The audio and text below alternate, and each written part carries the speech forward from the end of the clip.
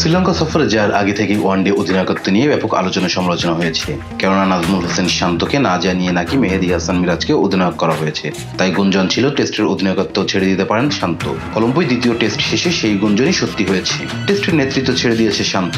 তাতে অনেকে জানেন হয়তো প্রতিবাদের স্বরূপ এমনটা করেছেন বাঁহাতি এই ব্যাটার। কেননা তার নেতৃত্বে ছাড়ার বিষয়টা নাকি জানত না বিসিবি। তাই দুজনের উপর এমন প্রভাব পড়েছে কিনা তা জানতে চাওয়া হয়েছিল মিরাজের কাছে।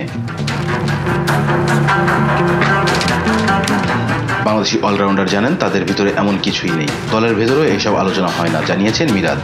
তিনি বলেছেন, ক্যাপ্টেন্সি নিয়ে অনেক কথা হচ্ছে, আমরা জানি এটা অনেক আলোচনা হচ্ছে, আমাদের ভেতরে এত আলোচনা হচ্ছে না। একজন প্লেয়ার হিসেবে আমরা যখন খেলি আমাদের কাজ হলো দলকে সাপোর্ট করা। শান্ত যখন ক্যাপ্টেন ছিল আমি অনেক সাহায্য করেছি, পারফরমেন্স করেছি। এর আগে যারা ক্যাপ্টেন ছিল তাদের ব্যাপারেও পারফর্ম করা গুরুত্বপূর্ণ। দলের ভেতরে একজন ক্যাপ্টেন থাকে, পারফর্ম সবাইকে করতে হয়। সবাই পারফর্ম করলেই দেশ ভালো করে, দলের রেজাল্ট ভালো হয়। দলের সবাই পারফর্ম করাটা, সাপোর্ট করাটা খুবই গুরুত্বপূর্ণ। শান্ত বা আমার ভেতরে এমন কিছুই নেই। সবার আগে টিম বাংলাদেশ, এই জিনিসটা গুরুত্বপূর্ণ।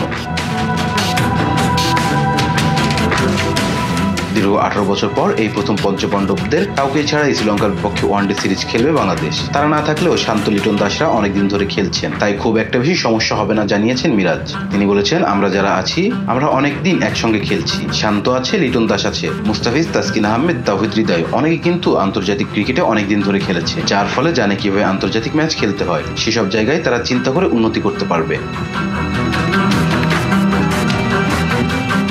Rezan Islam, B sports. Please subscribe our channel to get more information about Cricket World.